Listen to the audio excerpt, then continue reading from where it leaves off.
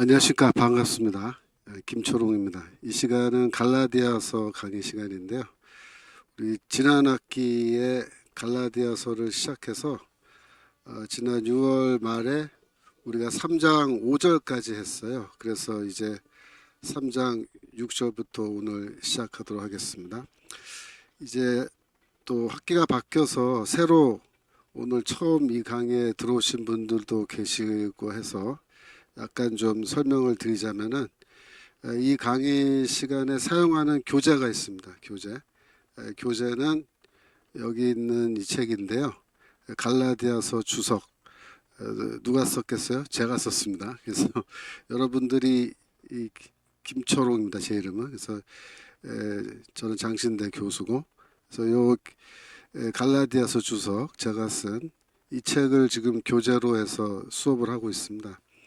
이 책을 사용하시면은 좀 편리하게 여러분들이 이 수업을 들으실 수 있을 거예요. 왜냐하면 제가 이 책에 있는 설명을 주로 잘 설명하는 방식으로 이렇게 수업을 진행하니까요. 그래서 이 책은 이 서점 인터넷 서점에서 여러분들이 주문하시면 다 사실 수가 있겠고, 지난 7월 말에 미국에서 그 미주 이 청교도 신학원 학생들 졸업식이 있었어요. 제가 거기 참석했는데 거기 가서 이렇게 졸업하신 분들 만나서 얘기 들어보니까 미국에서도 이거 다 주문해서 찾아서 수업을 하고 계시다고 그렇게 얘기 들었습니다. 그래서 국내에서 여러분들 구입하는 거는 그렇게 어렵지 않을 걸로 생각됩니다.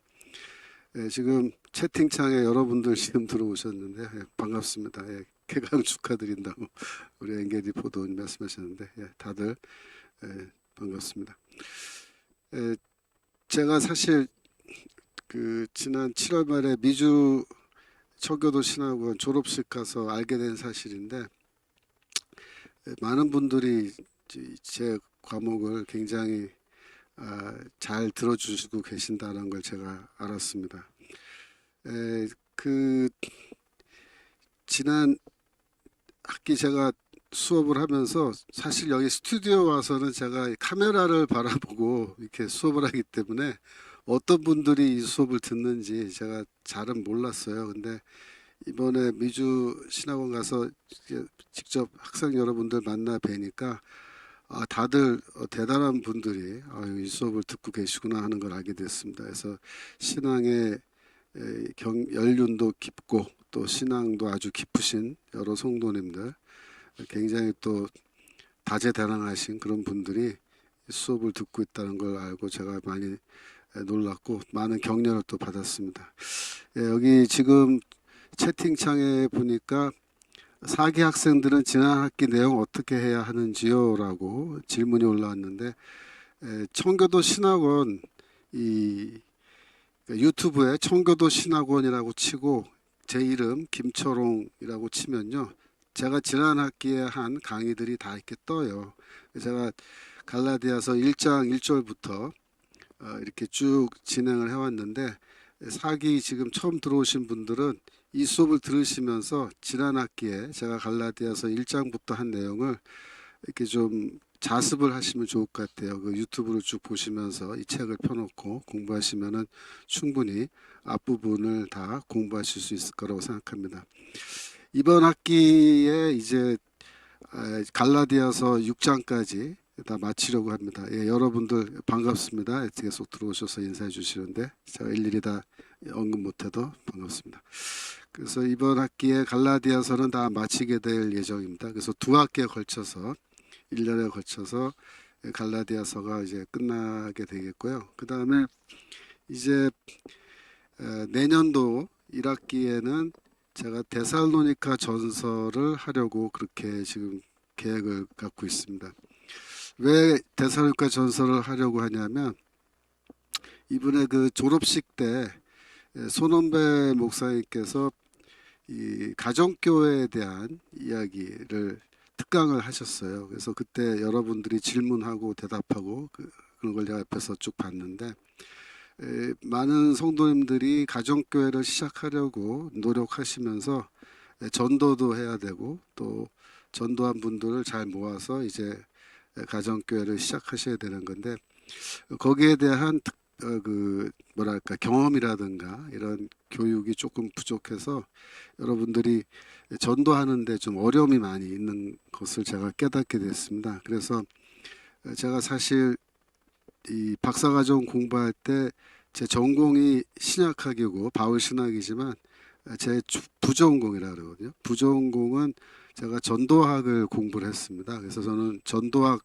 공부해서 전도학 이론을 바울 서신에 적용해서 바울이 얼마큼 효과적으로 전도했는가 그거를 이제 설명하는 그 도구로 사용했는데 묘하게도 그 데살로니가 전서라는 그 책이 바울이 교회를 개척하고 전도하는 모습을 가장 잘 보여주는 책입니다. 그래서 제가 데살로니가 전서를 강의하면서 동시에 전도학 이론을 좀 소개를 해가면서 물론 바울에게도 적용을 하겠지만 여러분들이 전도하고 가정교회를 이렇게 만들어 가는데 좀 참고가 될 수 있도록 제가 다음 학기에는 데살로니가 전서를 이렇게 강의하려고 합니다. 그래서 제가 이번 학기에 강의하면서 한편으로는 다음 학기 강의 준비를 좀 하고 강의록도 좀 새로 만들고 그렇게 하는데 여러분들에게 또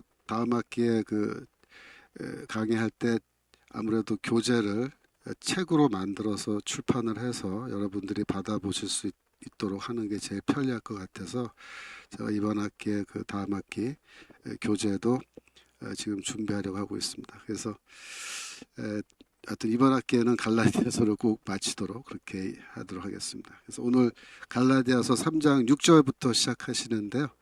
갈라디아서 3장 6절 우리 함께 읽고 시작을 하도록 하겠습니다. 갈라디아서 3장 6절 아브라함이 하나님을 믿음에 이것을 그에게 의로 정하셨다 함과 같으니라. 아멘. 이 말은 뭐냐면 아브라함이 창세기 보면은 하나님의 약속을 믿었을 때 그 아브라함의 믿음을 하나님은 의로 여기셨다라는 그 구절을 지금 여기에 바울이 인용하고 있는데 그것은 창세기 15장 6절입니다. 창세기 15장 6절로 잠깐 가시면 창세기 15장 6절 그렇습니다. 그 5절부터 조금 먼저 볼까요? 그러면 5절 그를 이끌고 밖으로 나가 가라사대 하늘을 우러러 무뼈를 셀 수 있나 보라. 또 그에게 이르시되 내 자손이 이와 같으리라. 아브라함이 여호와를 믿으니 여호와께서 이를 그의 의로 여기셨다. 그렇게 되어 있습니다. 요즘에는 우리가 도시에서 살다 보니까 도시의 불빛이 너무 강해서 밤에 하늘을 봐도 이 은하수가 잘 보이지 않습니다. 그런데 뭐 요즘 우리나라 시골도 내려가 봐도 불빛이 세가지고 밤에 은하수가 잘 안 보여요. 근데 제가 예전에 그 요르단의 페트라라는 곳을 가본 적이 있는데 요르단 페트라는 완전히 사막이거든요. 그쪽은 도시가 없고 거기서 밤에 이제 하늘을 봤는데 정말 너무 놀라울 정도로 하늘의 은하수가 막 이렇게 강물이 흐르듯이 흘러가는 모습을 봤어요. 거기 정말 무수한 별들이 하늘에 있는 걸 봤는데 그 별을 보면서 아 이게 바로 아브라함에게 하나님이 말씀하실 때 너의 자손을 하늘의 무별과 같이 이렇게 많게 하겠다라는 약속 그 약속이 이런 은하수를 보고 말씀하신 거구나라는 것을 그때 깨달은 적이 있습니다. 여러분 그걸 한번 상상해 보시고요. 아브라함이 지금 뭐 결혼해서 아내와 살고 있지만 애도 하나 없어요. 솔직히 말하면 애도 하나 없는 상황인데 하나님이 이렇게 놀라운 약속을 해 주신 거죠. 그래서 아브라함이 그 하나님의 약속을 들었을 때 아브라함이 여호와를 믿었다 그랬습니다. 믿었다라는 말은 뭐예요? 그 말씀을 약속을 그대로 받아들이고 신뢰하고 아멘으로 받아들이고 미래에 그렇게 될 줄로 자기는 확신했다. 그런 말입니다. 확신했다. 그랬더니 하나님께서 어떻게 또 반응하셨냐면 여호와께서 이것을 의로 그의 의로 여기셨다. 그렇게 되어 있습니다. 이것은 뭘까요? 이것은 아브라함이 그 약속을 믿은 겁니다. 아브라함의 믿음을 보신 거예요. 아브라함이 그 믿은 것을 보시고 그것을 그의 의로 여기셨다. 그의 의로 여기셨다는 말은 그를 의롭다라고, 그를 의로운 사람으로 인정해 주셨다. 그런 말입니다. 여기에서 이제 의롭게 여기다라는 말이 나온 거고, 이것은 곧 이제 바울에게로 가면은 칭의, 즉 구원을 나타내는 언어잖아요. 의로 여기다라는 말이. 그래서 아브라함이 그걸 믿었을 때에 하나님이 그것을 의로 여기셨다. 이제 이렇게 얘기하는 거예요. 여기 보시면은 믿음이라는 말이 나왔죠. 아브라함이 믿으니 또 의라는 말이 나왔죠. 의로 여기셨다. 그러니까 믿음과 의, 이신칭의 신, 의, 그죠? 믿음과 의가 여기 다 나온 거예요. 이 한 절에. 그러니까 여러분들이 창세기 15장 6절, 이건 굉장히 중요한 말씀이죠. 바울에게도 매우 중요하지만 우리에게도 중요합니다. 그러니까 여러분들이 창세기 15장 6절은 이렇게 암기를 해주시면 좋아요. 15장 6절. 그런데 창세기 15장으로 가시면요, 이 스토리 방금 이야기한 요 이야기 뒤쪽에 언약을 맺은 사건이 스토리가 계속해서 진행됩니다. 그래서 우리가 창세기 15장 10절, 창세기 15장 10절,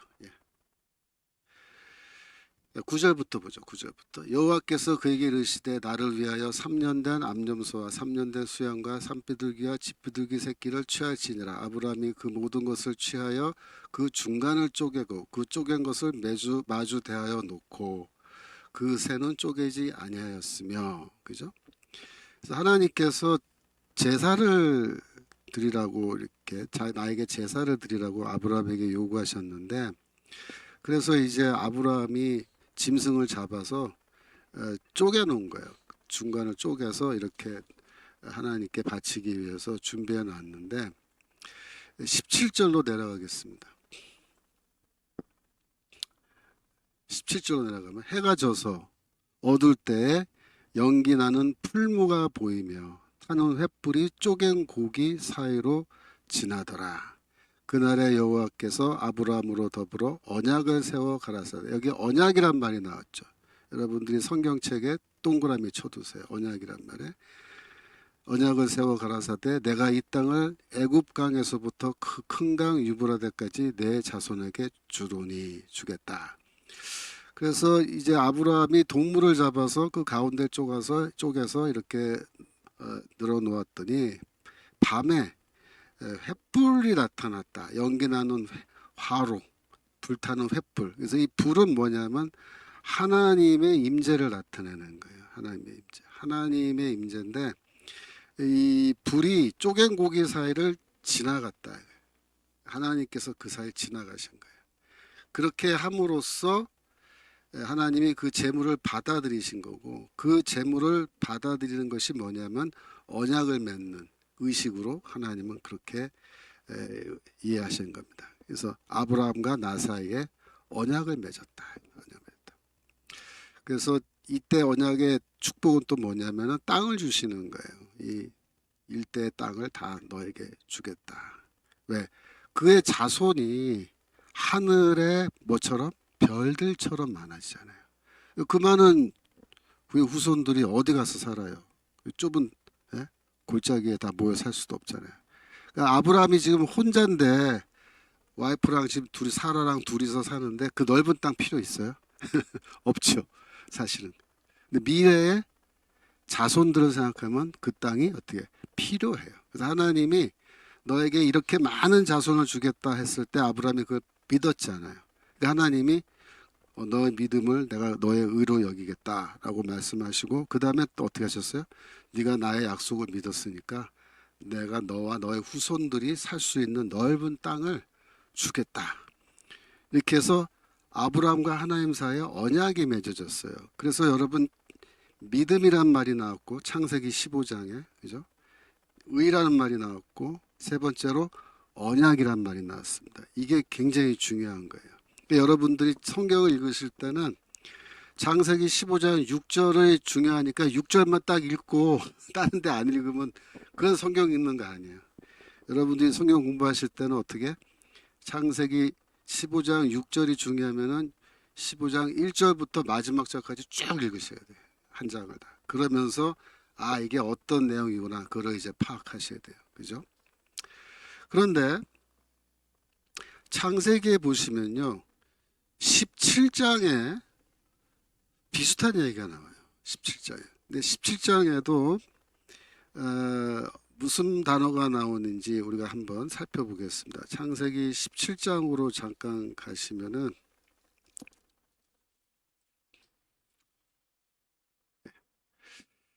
17장 2절부터 볼까요?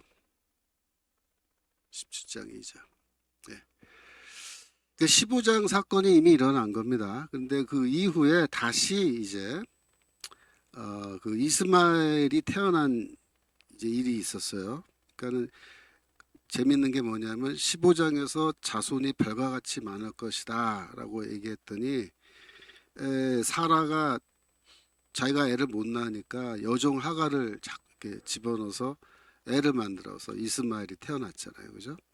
그 사건이 있고 나서 17장에 다시 하나님이 이렇게 말씀하세요. 내가 내 언약을 나와 너 사이에 세워 너로 심히 번성케 하리라. 그죠?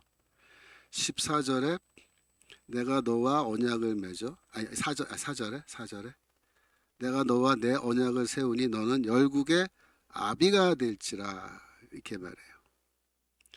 그러면서 7절에 내가 내 언약을 나와 너와 내 대대 후손 사이에 세워서 영원한 언약을 삼고 너와 내 후손의 하나님이 되리라. 그 언약이란 말이 여기 계속 나왔잖아요. 그러니까 15장에도 언약이 나왔는데 17장에 또 언약이란 말이 나왔단 말이에요. 그죠? 근데 17장에 그 다음 10절로 가시면 뭐라고 돼 있냐면 너희 중 남자는 다 할례를 받으라. 이것이 나와 너희와 너희 후손 사이에 지킬 내 언약이라. 이렇게 되어 있습니다. 언약이라. 그러니까 17장에서도 언약이란 말 나오고 15장도 언약 나오는데 15장에서는 믿음과 의라는 단어가 나왔다면 17장에서 뭐가 나왔어요? 할례가 나옵니다. 할례. 네, 할례가. 그래서 이 아브라함이 할례를 받는 거예요. 실제로. 할례라는 것이 언약이란 말과 여기 함께 나오기 때문에 여러분 한번 생각을 해보세요. 여러분이 유대교 랍비라고 생각해봐요. 유대교 랍비라고. 유대교 랍비라면은 여러분들은 창세기 15장과 창세기 17장 중에 어느 장이 더 중요할 것 같아요. 유대교 랍비에게.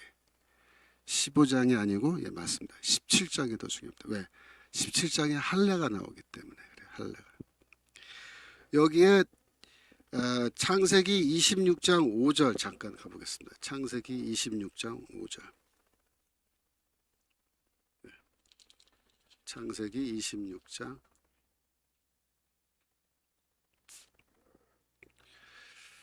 근데 그 4절부터 읽어볼까요? 내 자손을 하늘의 별과 같이 번성케 하며 이 모든 땅을 내 자손에게 주리니 내 자손을 인하여 천한 만민이 복을 받으리라. 그러니까 여기 보면은 하늘의 별과 같이 번성하게 한다. 이거는 아까 15장에 나온 얘기죠. 땅 준다는 이야기도 15장에 나왔던 얘기잖아요. 그죠? 내 자손을 인하여 천하 만민이 복을 받는다. 이거는 창세기 12장 그죠? 3절에 나오는 말입니다. 창세기 12장 3절 좀 이따 보겠습니다만은 그래서 이 4절이 중요한데 그 다음 말이 중요해요. 이 5절 26장 5절 이는 아브라함이 내 말을 순종하고 내 명령과 내 계명과 내 율례와 내 법들을 지켰음이니라 하시니라. 그래서 이 창세기 26장 5절은 하나님이 왜 아브라함을 축복했느냐, 그가 내 말을 순종하고 내 명령, 계명, 율례, 내 법도 다 율법을 말하는 거죠. 마치 율법을 순종하듯이 그렇게 나에게 순종했기 때문에 내가 그를 축복한다라는 그런 말이 또 여기 나와요. 그래서 이 경우에도 여러분들이 한번 생각해 보세요. 여러분이 랍비라면, 여러분이 유대교 랍비라면 이 창세기 26장 5절을 여러분은 어떻게 해석하겠어요? 아, 아브라함이 율법을 지키니까 축복한 거다. 이런 식으로 읽게 되겠죠. 그죠? 랍비들은. 그래서 실제로 바울 당시에 그 유대교의 랍비들은 창세기 15장보다 믿음과 의가 나오는 곳이죠. 아브라함이 하나님의 말씀을 믿으니 그 믿음을 보시고 그의 의로 여겼다라는 내용이 나오는 창세기 15장보다 할례가 나오는 창세기 17장이 더 중요하다고 유대교 랍비들은 그렇게 생각하고 있었고요. 그 다음에 랍비들은 특별히 창세기 26장 5절, 그죠?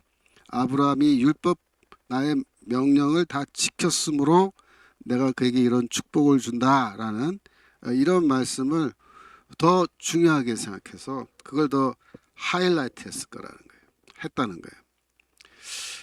여러분, 그 당시에 이제 바울이 할례당과 갈라디아 교회 안에 있는 할례당과 바울이 지금 맞서서 논쟁을 벌이고 있는데, 여러분들 한번 상상해 보세요. 할례당들은 창세기 15장과 17장 중에 어느 것을 더 중요하게 생각했을까요? 당연히 17장입니다. 왜? 거기에 할례가 나오잖아요. 할례의 언약. 그죠? 그러니까 15장은 믿음으로 인해서 언약을 맺은 걸로 되어 있지만 17장은 마치 할례를 받아서 언약을 맺은 것처럼 아브라함과 하나님이 그렇게 되어 있기 때문에 17장을 더 중요하게 생각하는 겁니다. 그 당시 바울이 다메섹 경험하기 이전에 바울이 그 가말리엘이라고 하는 유대교 랍비 밑에서 교육받았잖아요. 유대교 교육을. 가말리엘한테 유대교식 교육을 받을 때 바울은 어떻게 배웠을까요? 창세기 17장을 더 중요하게 생각하고 창세기 17장으로 아브라함 언약을 설명하도록 그렇게 교육받았을 거예요. 15장보다 17장이 더 중요하다. 17장이 이게 진짜다. 왜? 할례가 있고, 그죠? 또 25장 6절 가면 율법 준수가 나오니까 우리의 조상은 믿음의 조상이 아니고 우리 아브라함은 할례의 조상이고 우리 아브라함은 뭐예요? 순종의 조상이다. 이런 식으로 가르쳤을 거예요. 바울은 그렇게 배웠을 거라고. 그런데 바울도 그렇게 믿고 그렇게 해석하고 그렇게 창세기를 읽었을 테지만, 그러나 다메섹 경험을 하고 나서 바울이 창세기를 읽는 방법이 바뀐 겁니다. 바뀐 거예요. 그래서 바울은 창세기 17장을 가지고 아브라함을 조명하지 않아요. 바울은 어떻게 아브라함을 조명하냐면 창세기 15장으로, 특별히 15장 6절이죠. 15장 6절의 관점에서 아브라함 언약을 바라본다 이겁니다. 이해되시죠? 네. 그래서 아브라함은 할례를 받아서 의롭다함을 받은 게 아니다 이거예요. 왜 그래요? 15장 사건이 17장 사건보다 앞에 나온단 말이에요. 앞에. 아브라함은 할례를 받지 않고도 해요. 할례를 받지 않고도 할례가 없는 상태죠. 그럼 할례가 없는 상태는 뭐예요? 이방인과 똑같은 상태예요. 아브라함이 하나님의 부름을 받아서 지금 팔레스타인으로 이렇게 이주해서 오는 그 여정을 봤을 때 아브라함을 우리가 이스라엘 민족의 물론 조상이라고 얘기하지만 그때 당시 아브라함은 이스라엘도 아니고 유대인도 아니고 아무것도 아니에요. 솔직히 말하면. 예. 그의 집안은 아마도 우상 숭배하는 그런 집안이었을 것으로 보는데 아브라함은 말 그대로 우상 숭배하는 아버지 밑에서 태어난 그냥 이방인 같은 존재예요. 할례도 안 받았잖아요. 그랬는데 아브라함이 할례도 안 받았고 또 율법을 지켰어요. 그때 율법도 없었잖아요. 무슨 율법이 있어요. 율법은 저 시내산 언약하야 율법이 생기는데. 그러니까 이 아브라함이라는 존재는 할례를 받지 않은 무할례시, 즉 이방인과 같은 그런 상황 속에서 그가 믿음을 가졌을 때 하나님이 그의 믿음을 보시고 그를 의롭다라고 여겨주시는 구원을 받은 거야. 하나님의 백성으로 선택을 받은 거란 말이에요. 그죠? 그러니까 바울이 거기에 주목하는 거예요, 지금. 바울이 지금 무슨 말을 하는 거냐면 갈라디아서에서 계속 하는 말이 뭐냐면 이방인도 할례 안 받고도 율법 지키는 것 필요 없이 믿음만으로도 아브라함의 자손 될 수 있다. 하나님의 백성 될 수 있다. 구원받을 수 있다. 이 얘기하는 거잖아요. 이 얘기. 이 이야기를 할 때 가장 강력한 논증이 뭐냐면 바로 아브라함의 사건이에요. 창세기 15장 6절에 나오는. 아브라함 할례 안 받았다. 안 받았다. 그때 무할례시에 이방인과 똑같은. 오직 믿음밖에 없었다. 그에게. 근데 하나님이 그의 믿음을 보시고 그를 의롭다고 하셨으니까 하나님이 그런 분이시라면 하나님이 그런 원칙을 갖고 계신 분이라면 그 하나님이 아브라함을 의롭다고 하신 그 하나님, 이방인과 같은 아브라함을 의롭다고 하신 그 하나님이 오늘날도 이 이방인들이 예수 그리스도를 믿을 때 그 믿음을 보시고 이방인들을 의롭다고 하시고 이방인들을 아브라함의 후손으로 인정하실 거 아니냐. 이렇게 바울은 지금 논증을 하는 거예요. 할례당이 야, 그 할례 받아야 돼. 이방인들도 할례 받아야 돼. 그리고 이방인도 율법 지켜야 돼. 그래야 아브라함의 자손 될 수 있어. 그러면 바울이 뭐라고 대답하겠어요? 야, 이 바보 같은 놈들아. 너희는 창세기도 안 읽어봤냐? 창세기 15장 읽어봐. 17장만 보지 말고. 예? 15장에 이미 하나님이 그를 의롭다고 했어. 할례 받기 전에. 그렇게 얘기하는 거예요. 그렇게 얘기. 어떻습니까, 여러분? 요 갈라디아서 3장 6절. 아브라함이 하나님을 믿으며 그것을 그에게 의로 정하셨다 함과 같다. 함과 같다라는 말은 뭐냐면 아브라함처럼 우리도 똑같다 그 말이야. 아브라함처럼 우리도 똑같다. 아브라함처럼 우리도 똑같다. 그래서 바울은 이 아브라함 언약을 새롭게 설명하는 거예요. 어떤 의미에서?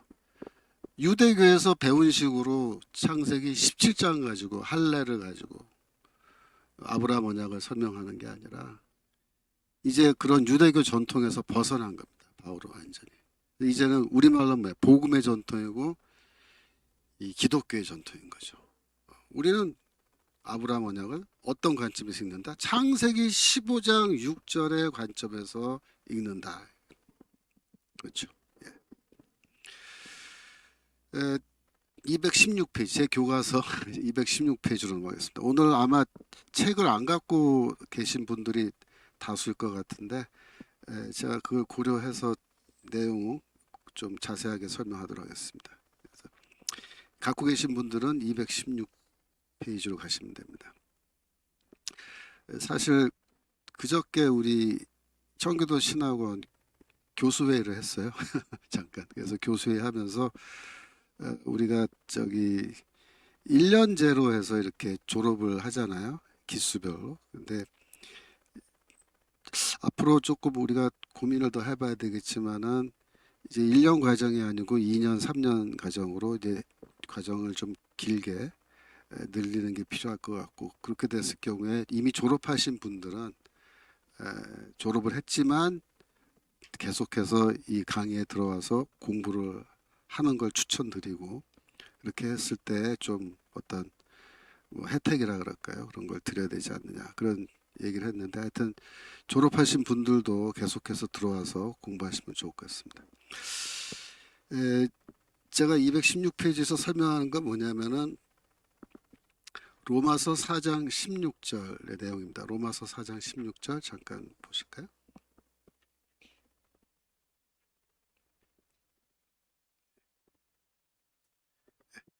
로마서 4장 16절. 예.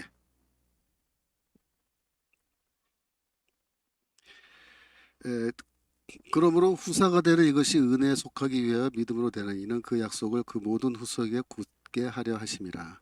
율법에 속한 자에게 뿐 아니라 그 다음이 중요해요.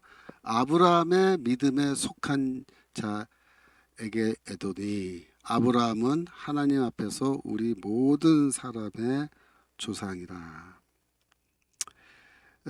아브라함의 믿음에 속한 자라는 말이 나오는데 누굽니까?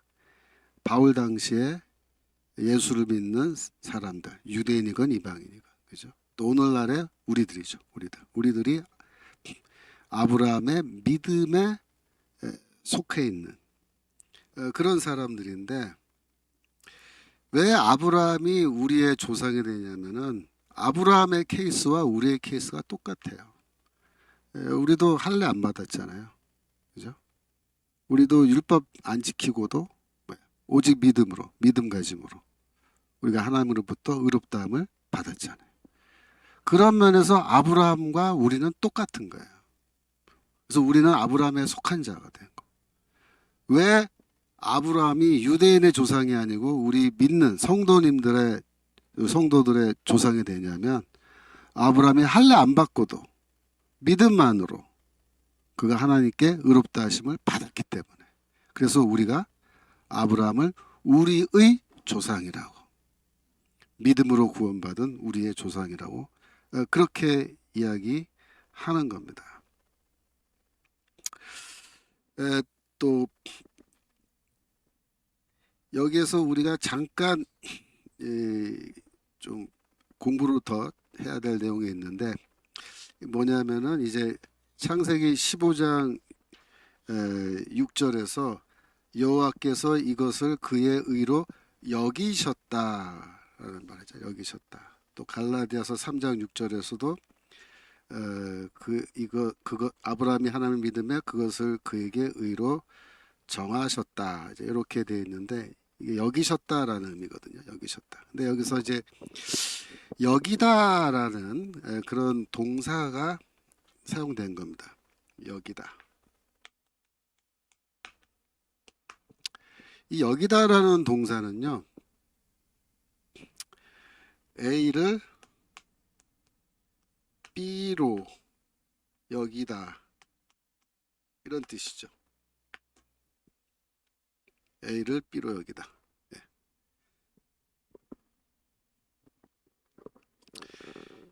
그러니까 A와 B는 다른 거예요, 서로.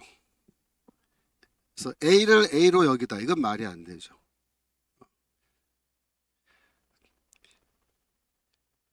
여기 사과하고 배가 있는데 사과를 사과로 여긴다.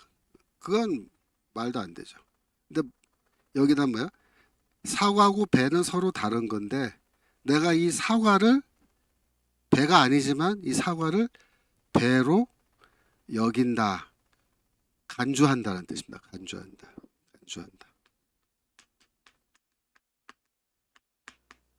이런 뜻입니다. 여기다는 말, 간주하다.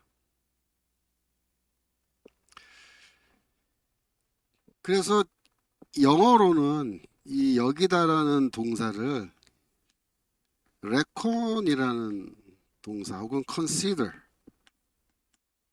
동사로 이제 번역을 하는데 이거는 영어에서도 똑같아요. consider 혹은 reckon A as B 이렇게 말하면 A는 B가 아니지만 A를 B라고 내가 그렇게 여기겠다, 간주한다 그런 말입니다. 특별히 이 여기다라는 동사가 구원을 설명할 때 어떻게 사용되냐면 하나님께서 죄인을 의인으로 여기시는 것. 그죠? 죄인과 의인은 같아요? 달라요? 다르죠? 전혀 다르단 말이에요. 내가 죄인이에요. 내가 죄인이에요. 그런데 하나님께서 나의 믿음을 보시고 내가 예수를 믿음으로 나의 믿음을 보시고 나라는 죄인을 의인으로 의로운 사람으로 여겨주셨다. 뭐야? 간주해 주셨다. 간주해 주셨다. 그게 뭡니까? 그게 칭이거든요. 그게 칭. 그게 구원이고. 그래서 바울이 이 구원을 설명할 때 사용하는 동사가 이 여기다라는 동사예요. 여기다.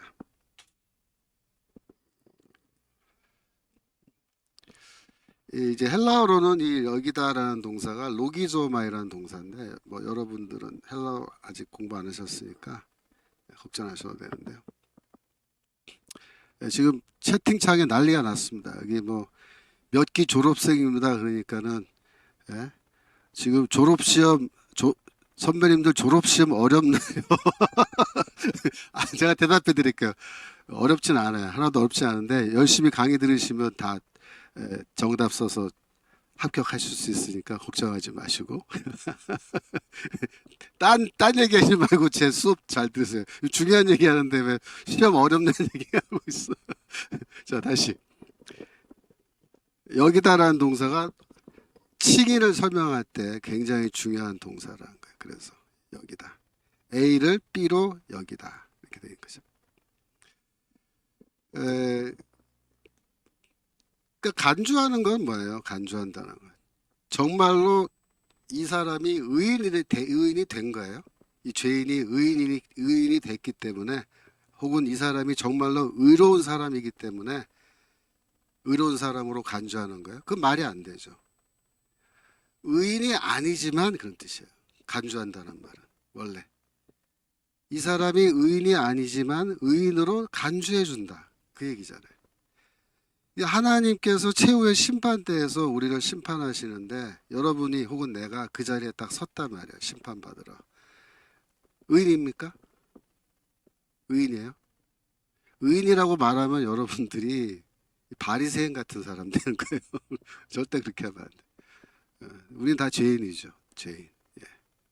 죄인인데 하나님께서 어떻게 판결해 주시냐면 우리가 예수를 믿으면 특별히 이런 사람들만 예외로 이렇게 판결해 주시는 거예요. 뭐라고 판결하냐면 네가 죄인이지만 네가 많은 죄를 졌고 나도 알고 있지만 그러나 내가 너의 믿음을 보고 아브라함을 의로운 자로 여겼던 것 같이 그 말입니다.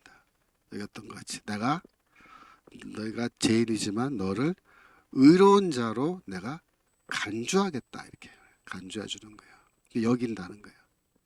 그래서 의롭다고 판결해 주시는 거예요. 그 칭의를 이렇게 받는 거예요. 그러니까 칭의는 우리가 정말로 의인이기 때문에 혹은 의인이 되었기 때문에 의롭다라는 선언을 받는 게 아니라는 거예요.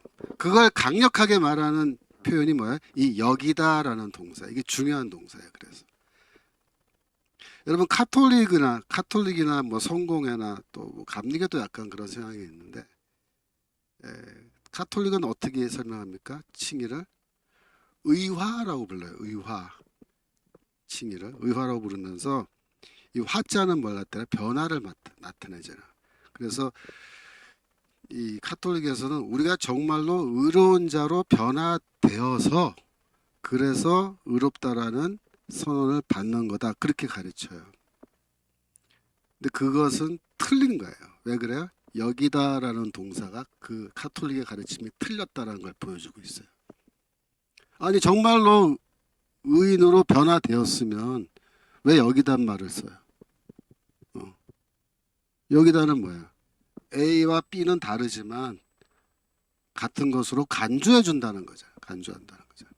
간주할 필요가 없잖아요. 정말로 의인이 되었으면 의로운 자가 되었으면 변화되었으면 그죠? 간주한다는 말 쓸 필요도 없어요. 근데 여기 왜 간주한다는 말이 나온단 말이에요. 여러분 이 여기다라는 동사가 집중적으로 나오는 대목이 있어요. 어디냐면은 로마서 4장입니다. 로마서 4장 잠깐 가보겠습니다.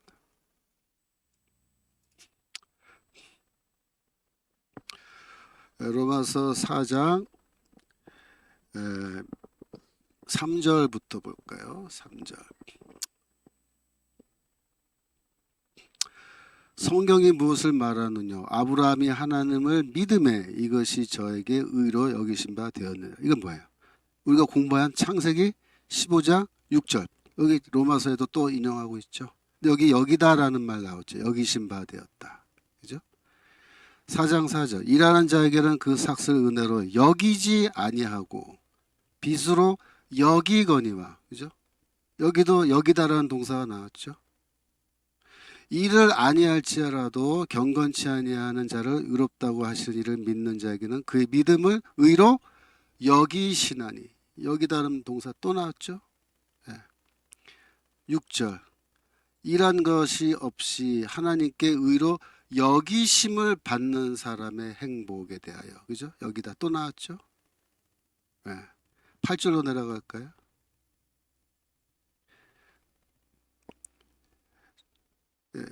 그 다음에 하나 더 내려갈까요? 저기 9절.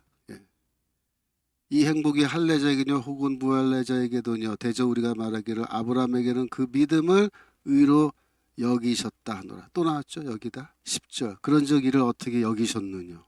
무할례시냐 할례시냐 무할례시냐. 할례시가 아니냐 무할례시냐. 자, 여기다라는 거 또 나왔잖아요.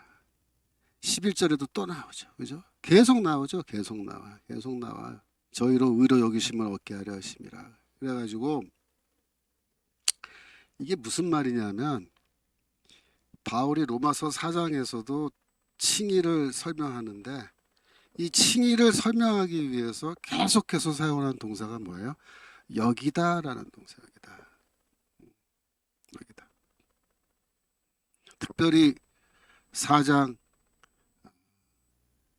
5절, 그죠? 4장 5절 다시 올라가서 5절 보시면 일을 아니할지라도, 여기서 일을 아니한다는 말은 율법을 지키지 않았다 그런 말이에요. 율법을 지키지 아니하였는데도 경건치 아니한 자, 뭐예요? 죄인이에요.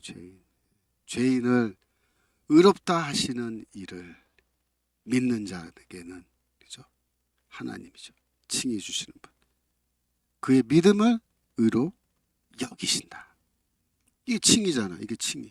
칭이가 어려운 거 아니에요, 여러분. 이게 칭이에요.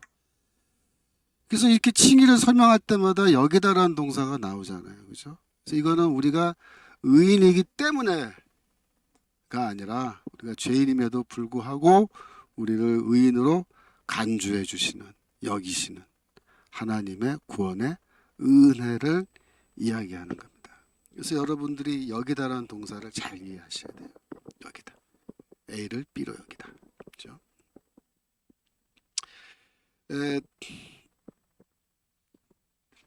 종교 개혁이 이루어지던 당시에 이 종교 개혁가들, 루터나 칼빈 이런 사람들은 어떤 단어를 많이 사용했냐면 어트리뷰트라는 단어예요. 어트리뷰트.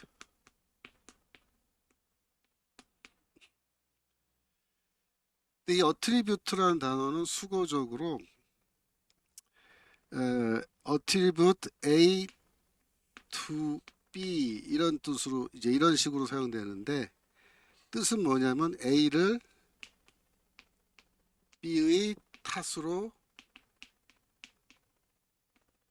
돌리다 이런 뜻입니다. attribute A to B. 종교 개혁가들은 이런 말을 많이 했어요. A를 B의 탓으로 돌리다. 그래서 이제 여기서 attribution 이라는 명사형이 사용되는데 이거를 뭐라고 번역했냐면 전가라고 그렇게 번역했습니다. 전가. 이 전가라는 말은 한자 말이에요. 한자 말. 예. 그래서 제가 전가를 한자 말로 한자로 쓰면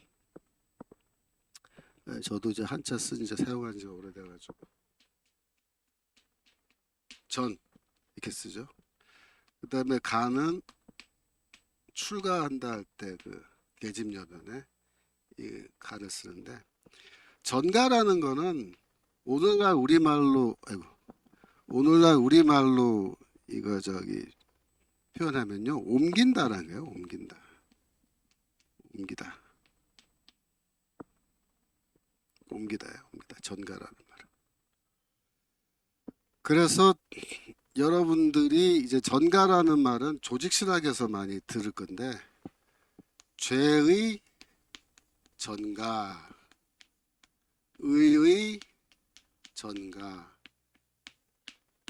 이런 말을 쓰거든요. 그러니까 죄가 뭐예요? 옮겨진다는 거예요. 의가 전가된다 뭐예요? 의가 옮겨진다.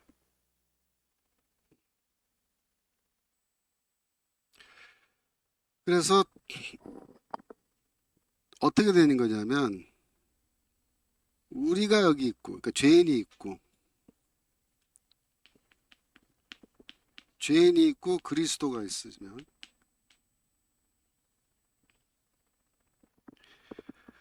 죄인의 죄는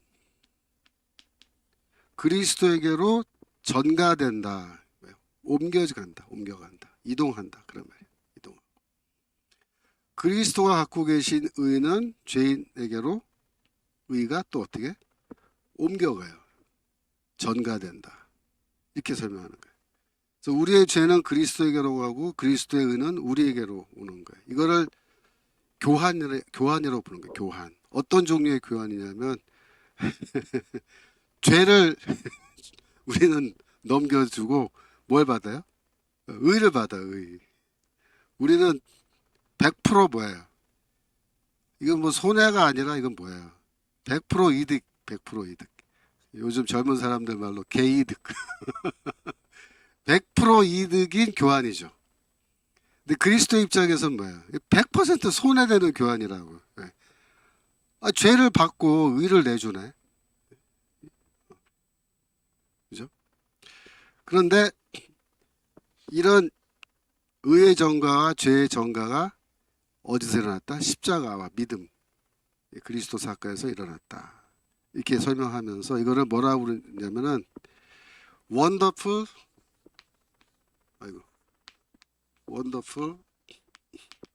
익스체인지라 그래. 익스체인지.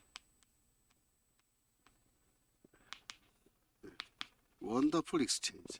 교환은 교환인데 우리 입장에서는 원더풀 익스체인지. 우리의 죄는 그리스도에게로 가고 그리스도의 의는 우리에게로.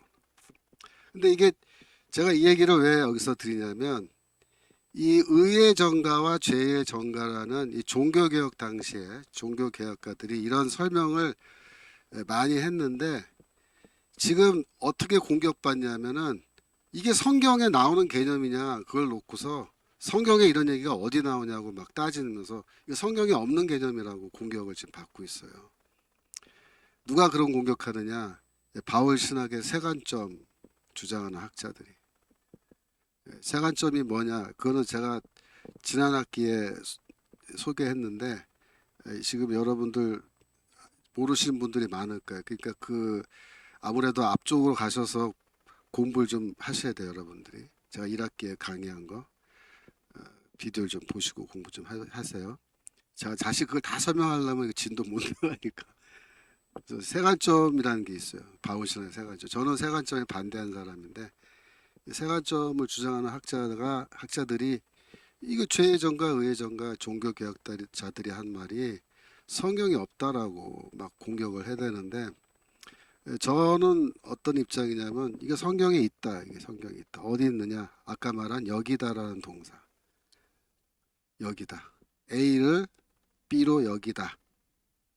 라는 그 동사를 attribute A to B. 이 죄를 죄를 그리스도의 탓으로 여긴다. 그리스도의 탓으로 여긴다. 라고 하는 요 개념으로 이해해서 종교개혁자들이 이 의의 정가와 죄의 정가라는 개념을 만들어낸 겁니다. 그러니까 이거는 바울 서신의 근거를 갖고 있는 그런 표현으로 볼 수가 있어요. 우리가 죄인이지만 의인으로 하나님이 간주해 주시는 것처럼 그리스도는 죄인이 아니죠. 하지만은 우리의 죄를 그리스도에게로 이동시킴으로써 그리스도의 탓으로 돌림으로써 마치 그리스도가 죄를 지은 것처럼 그래서 죄가 그리스도에게로 전가됨으로써 우리는 또 그의 의를 전가하여 받음으로써 의롭다함을 받는다. 이렇게 설명한 건데 이게 상당히 독특한 설명이면서 사실은 여기다라는 그 바울의 동사 사용을 잘 이해하고 새롭게 이렇게 창의적으로 만들어낸 그런 표현이라고 저는 그렇게 평가합니다. 자, 7절로 넘어갔어요. 갈라디아서 3장 7절.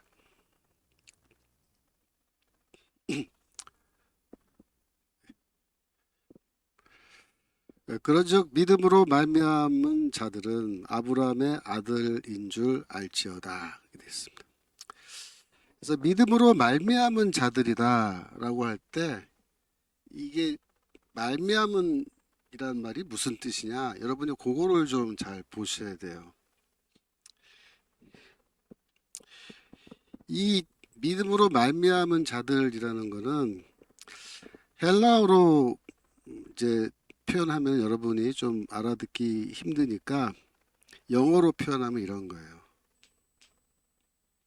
Those who are out of faith.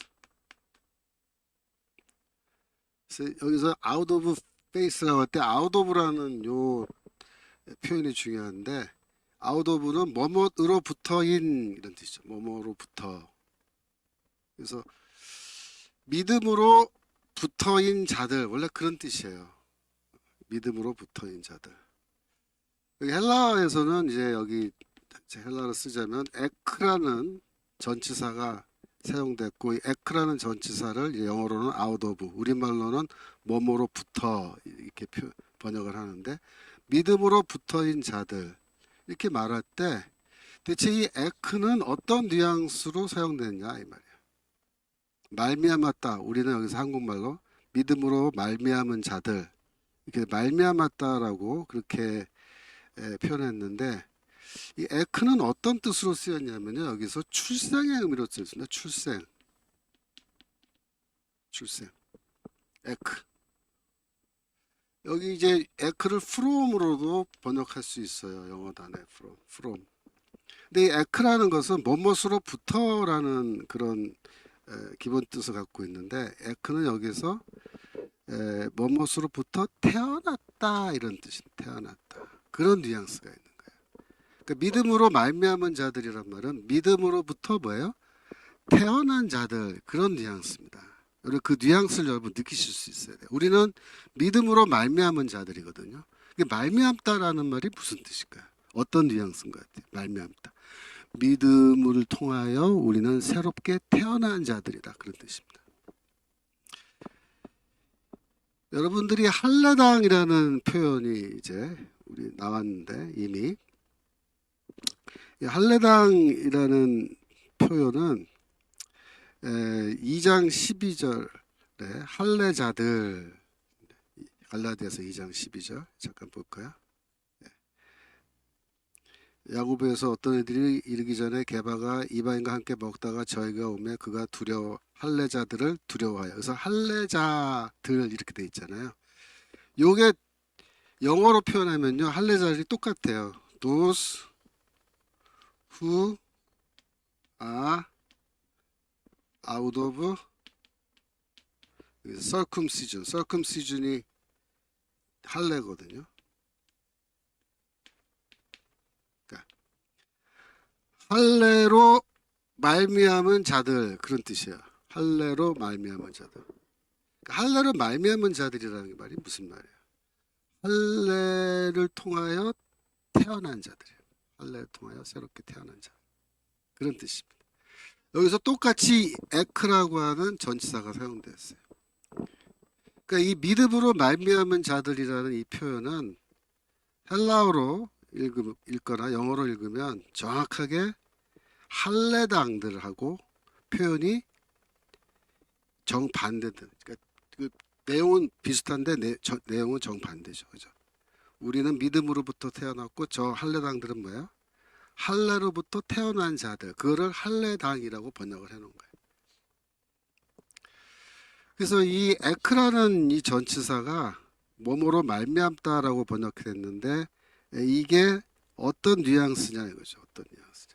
저는 출생의 뉘앙스가 여기 있다. 바울은 자기 자신을 아이를 낳는 아기 엄마로 보죠. 아기 엄마. 갈라디아서 4장 19절.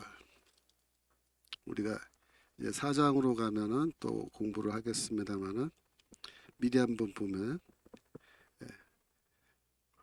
나의 자녀들아 너희 속에 그리스도의 형사 이르기까지 다시 너를 위하여 해산하는 수고를 하나니. 해산한 수고한다. 이게 해산의 고통을 경험하여 아이를 출산한다. 그런 단어거든요. 애기 엄마죠. 애기 엄마죠. 그러니까 바울은 내가 너희를 해산의 수고를 하여 해산의 고통을 겪으면서 내가 너희를 낳았다. 이렇게 말하는 거예요. 바울 입장에서는 낳은 거죠. 그러면 성도들의 입장에서는 뭐예요? 태어난 거예요. 다시 태어난 거예요. 언제? 바울이 복음을 전하고 그 복음을 그 성도들이 받아들여서 그들이 믿음을 가지게 되었을 때, 그죠? 그때 그들은 뭐예요? 믿음으로 다시 태어난 거예요. 믿음으로 다시 태어난 거예요. 이방인들은 원래 이방인으로 태어났지만 믿음을 갖게 됐을 때 어떻게? 믿음으로 말미암아 다시 태어난 거야. 다시 태어나. 누구로? 아브라함의 후손으로. 하나님의 백성으로. 다시 태어난 거야. 그래서 바울이 여기에서 말미암다라는 뜻의 전치사 헬라어로는 에크인데 이게 그 근원, 오리진, 근원을 말하는 거야. 어디로부터, 무엇으로부터 우리가 유래한 거냐. 믿음으로부터 우리는 유래하는 자다. 믿음으로부터 태어난 자다. 그런 말이에요. 믿음이 뭐다? 우리의 소스다. 우리의 어떤 오리진, 근원이다. 우리는 믿음으로 다시 태어난 자들. 그래서 3장 7절에서 그러므로 믿음으로 말미암은 자들은 그 말 믿음으로 믿음을 가져서 믿음으로 태어난 자들은 그런 말이에요. 그 사람들은 누구다? 아브라함의 아들들이다. 자손이다. 이렇게 바울이 얘기합니다. 여러분들이 이제 바울이 이런 얘기를 할 때 여러분들이 이제 그 유대인이라고 가정을 하고 여러분들이 아주 율법을 열심히 잘 지키는 유대인이라고 가정하고 이 말씀 한번 들어보세요. 믿음으로 태어난 자들은 다 아브라함의 자손이다. 아들들이다. 이렇게 바울이 얘기하잖아요. 여러분 유대인 입장에서 들으면 기분이 어떨 것 같아요? 좋아요? 나빠요? 아주 안 좋다. 왜? 아니 저 이방인들이 어떻게 아브라함의 자손이 되냐 말이야. 뭐 믿음을 갖고 뭐 안 갖고 떠나서 불가능하다. 우리가 아브라함의 자손인데 어떻게 저 이방인이 갈라디아 저 이방인이 어떻게 아브라함의 자손 되냐. 말도 안 된다. 아브라함의 자손이 되는 방법은 뭐예요? 그 시대 유대인들 입장에서 그냥 부모가 유대인이면 되잖아요. 유대인. 우리 부모가 유대인, 어머니 아버지 다 유대인. 나 그 안에서 태어났어. 그럼 뭐야? 나도 자동적으로 유대인 되는 거죠. 내가 태어나면 우리 아버지 어머니가 8일 만에 나 할례 줄 거고 남자아이는 그 유대인 되는 거죠. 그렇게 생각하죠.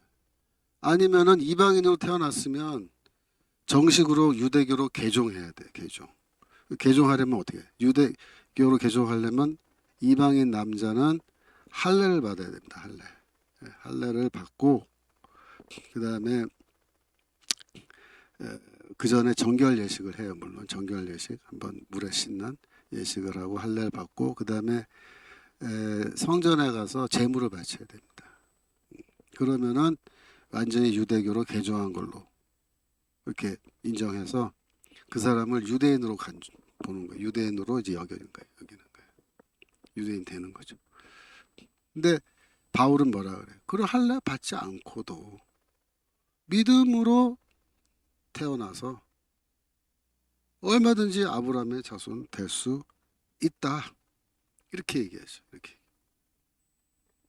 그래서 바울은 이제 아브라함의 자손이라는 개념이 원래 인종적 개념이거든요. 인종적 개념. 유대인들만 아브라함의 자손이다라는 그런 개념이 있는 건데 바울은 거기서 이제 넘어간 그 선을 넘어가는 아니다. 아브라함의 자손이란 거는 이스라엘 민족이라는 민족적 개념이 아니다. 민족적 개념이 아니다. 왜 그러냐 말이에요. 왜 그러냐. 왜 그러냐면 창세기 12장으로 갑니다. 창세기 12장. 창세기 12장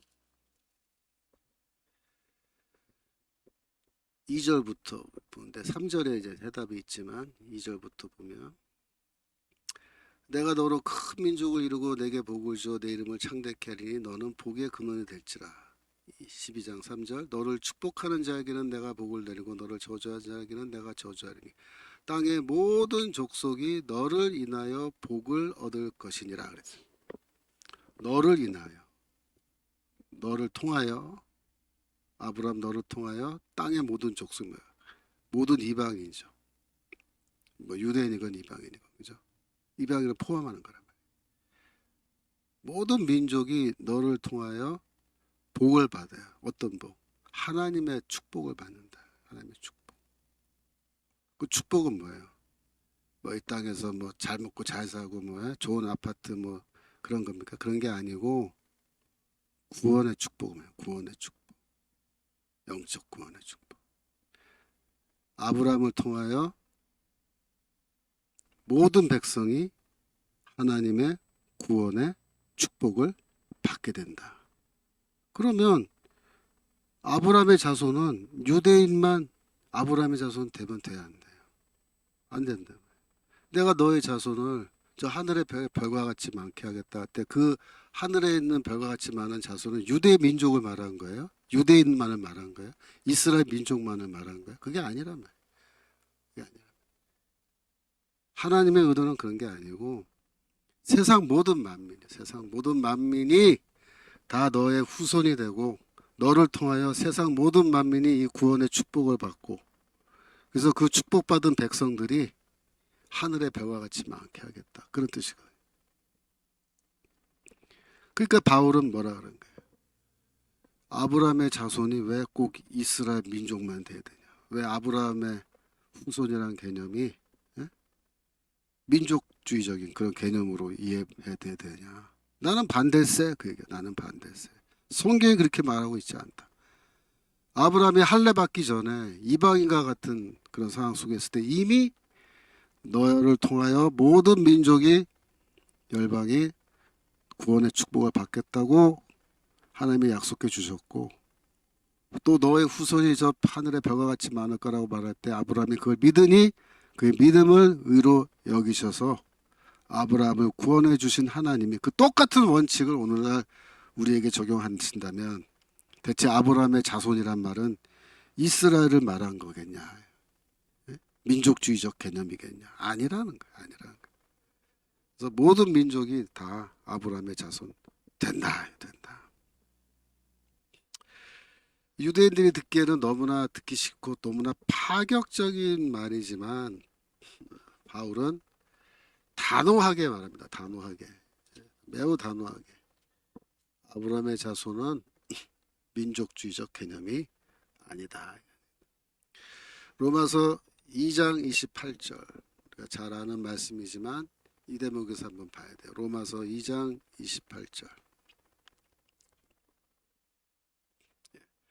대저 표면적 유대인이 아니요 표면적 육신의 할례가 아니라 오직 이면적 유대인이며 할례는 마음에 할지니 신령에 있고 의문에 있지 아니할 것이라 그랬습니다. 이게 무슨 말이에요?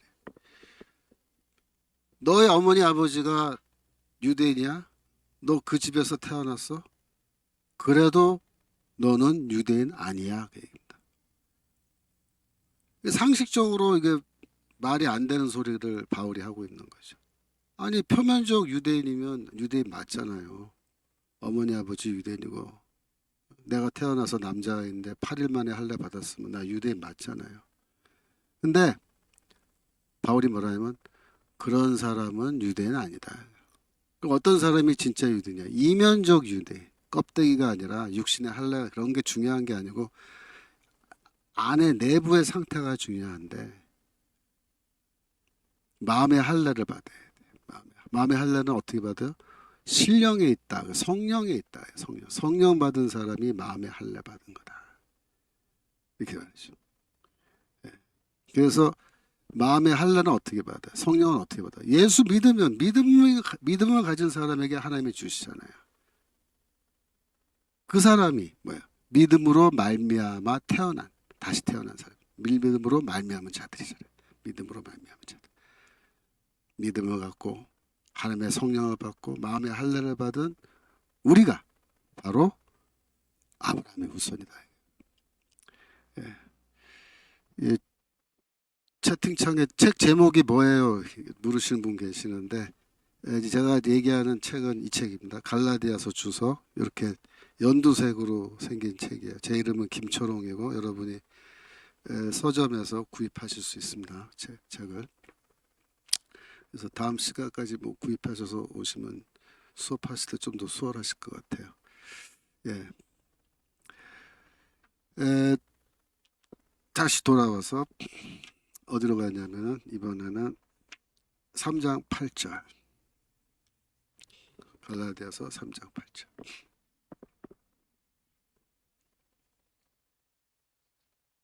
예.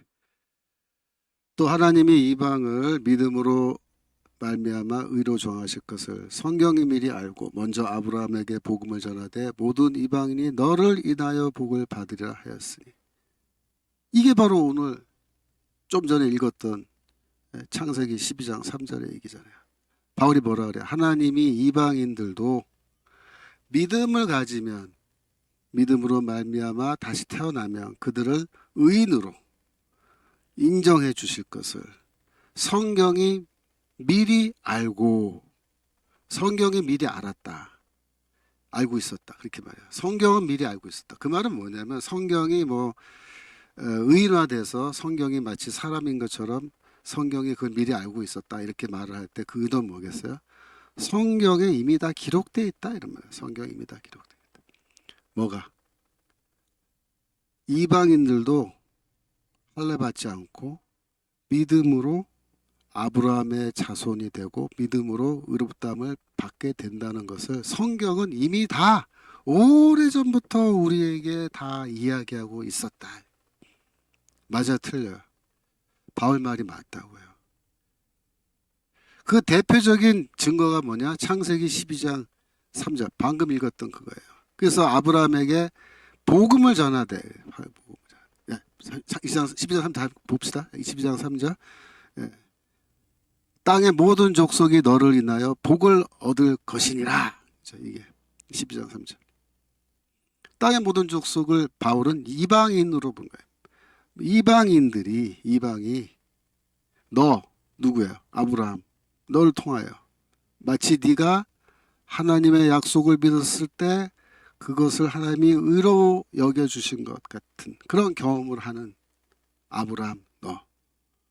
그래서 땅의 모든 이방인들도 똑같은 경험, 아브라함이 했던 것과 똑같은 경험, 즉 뭐야? 믿음을 갖는 경험. 그래서 의인으로 인정받고 그것은 곧 뭐다? 아브라함의 자손으로 인정받고 그것은 또 뭐다? 복을 받는 거야. 복, 축복. 어떤 축복? 구원의 축복, 아브라함의 자손이 되는 축복, 하나님의 백성이 되는 축복. 여기에서 이미 이방인도 믿음으로 의롭다함을 받는다는 것을 창세기 12장 3절이 이미 오래전부터 말하고 있지 않냐. 이게 뭐다? 성경은 미리 다 우리에게 말하고 있었다. 근데 우리가 그렇게 안 읽은 거다. 안 읽은 거다. 잘못 이해하고 있었던 거다. 근데 나는 다메섹 경험을 통해서 이 창세기 12장 3절을 제대로 읽는 법을 배웠다. 누구한테서? 하나님으로부터 직접 배웠다 이거야. 그러니까 내가 읽는 방식대로 여러분들도 그렇게 읽어야 된다. 갈라디아 성도들이 그렇게 말합니다. 그래서 성경은 아브라함에게 먼저 복음을 전해줬다. 아브라함이 이신칭의 복음을 제일 먼저 들은 사람이에요. 그렇게 말하면 아브라함이 이방인도 하나님의 백성 된다. 믿음을 통하여 하나님의 백성 된다라는 복음을 제일 먼저 들었어요. 누가? 아브라함이 제일 먼저 들었다. 이렇게 얘기하는 거예요. 놀라운 얘기죠. 놀라운 얘기. 여기에 보면은 모든 이방인이 너로 말미암아 복을 받으리라 이렇게 되어 있는데요. 갈라디아서 3장 8절에 너로 말미암아로 번역된 요 표현이 영어로 하면은 in you입니다. 영어로 번역하면 너로 말미암아 영어로 하면 in you예요. 그러니까 이거는 너 안에서라고 읽어도 돼요. 너 그게 번역해도 돼요. 솔직히 말하면 이거 번역을 꼭 너로 말미암아로 안 하고 저는 만약 제가 번역한다면 너 안에서로 번역하는 게 더 좋을 것 같아요. 모든 이방인이 너 안에서 복을 받으리라. 하나님이 그렇게 말씀하셨다. 너 안에서 너는 누구야? 아브라함 너 안에서. 제가 책 221페이지에 거기 성경 구절 쭉 인용해 놓은 거 있는데 창세기 18장 18절 잠깐 볼까요? 창세기 18장 18절.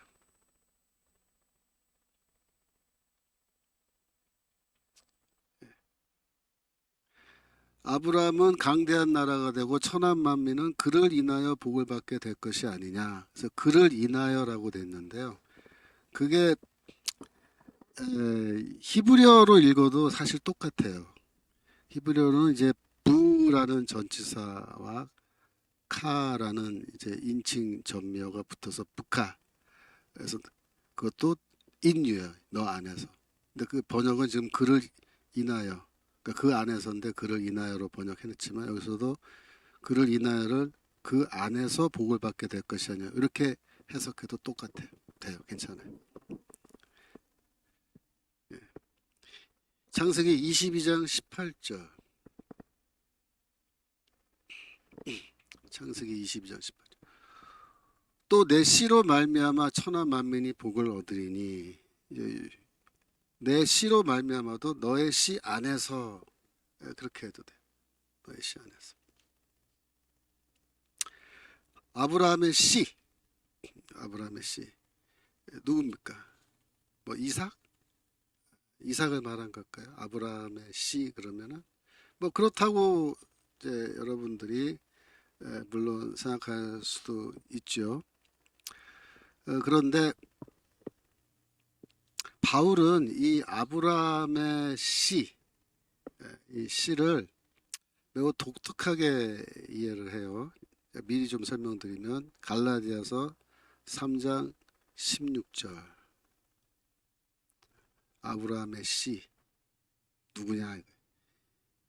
이 약속들은 아브라함과 그 자손에게 말씀하신 것인데 이때 자손이란 단어가 히브리어로는 씨거든요. 씨. 여럿을 가리켜 그 자손들 씨들이라고 하지 아니하시고 오직 하나를 가리켜 너의 자손 즉 너의 씨라 하셨으니 곧 그리스도라. 바울이 이렇게 해석하는 거예요. 너의 씨로 말미암아 모든 천하 만민이 복 받으리라 라는 창세기 22장 18절의 말씀을 바울은 어떻게 이해해요? 그때 씨는 아브라함의 씨는 이사가 아니다. 이사가 아니다. 아브라함의 씨는 결국 누구냐? 예수를 말하는 거다. 그래서 마태복음의 1장 1절부터 나오는 그 족보 있죠. 족보. 그 족보가 어떻게 시작해요? 아브라함에게 시작해서 누구에서 끝나요? 예수 그리스도에서 끝나요. 족보가. 그게 뭘 말하는 거야? 예수가 뭐다? 아브라함의 씨다. 그 말. 아브라함의 씨다. 아브라함의 자손이다. 창세기 아니 마태복음 1장 1절에서 마태복음 1장 1절 잠깐 가봅시다. 신약 성경이 시작하는 첫 말이가 뭐예요? 아브라함과 다윗의 자손, 아브라함의 씨이면서 동시에 다윗의 씨인 예수 그리스도 이 말이에요. 이 족보 이렇게 된다. 이렇게 되는 건데 예수를 누구라고 말해요? 아브라함의 씨라고 말해요. 아브라함의 자손이라고. 그때 그 의미는 뭐예요? 창세기 22장 18절. 너의 씨로 말미암아 너의 자손으로 말미암아 천하 만민이 복 받으리라라는 그 창세기의 말씀을 마태복음 1장 1절에서 받아서 이렇게 얘기하는 거예요. 예수가 바로 그 아브라함의 씨다. 천하 만민이 복을 받게 되는 아브라함의 씨는 바로 예수다. 이렇게 말합니다. 놀랍지 않습니까? 그래서 이 성경이라는 거는 여러분들이 오늘 이제 저랑 처음 수업하신 분들은 조금 이제 어렵다라고 느끼실지 모르겠는데 사실 이렇게 계속 같이 공부하다 보면 하나도 안 어려워요.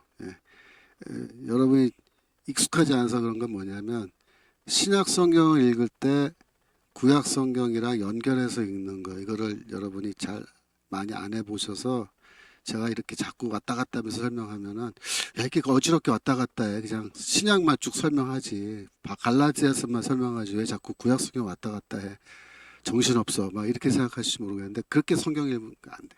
성경은 신약 성경과 구약 성경을 한 권의 책으로 읽어야 돼. 정광훈 목사님 하신 말씀이 그거죠. 성경을 신약과 구약을 한꺼번에 읽어야 된다. 연결해서. 그죠? 거기에서 성경의 진리가 나오는 거예요. 그렇게 읽어야만 제대로 이해하는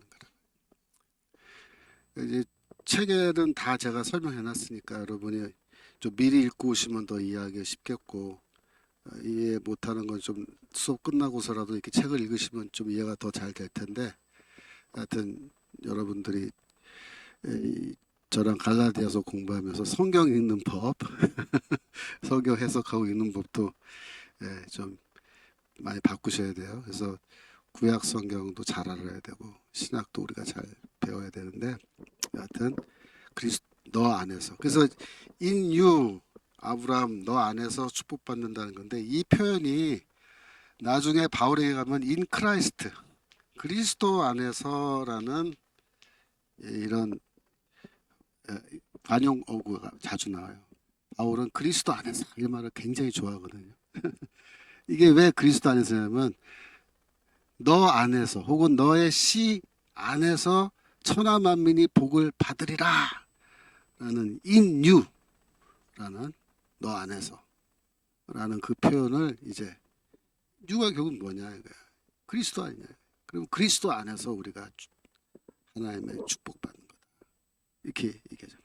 그래서 in you는 너 안에서 너로 말미암아 복을 받으리라. 너 안에서 복을 받으리라. 그 말은 그리스도 안에서 우리가 복 받는다.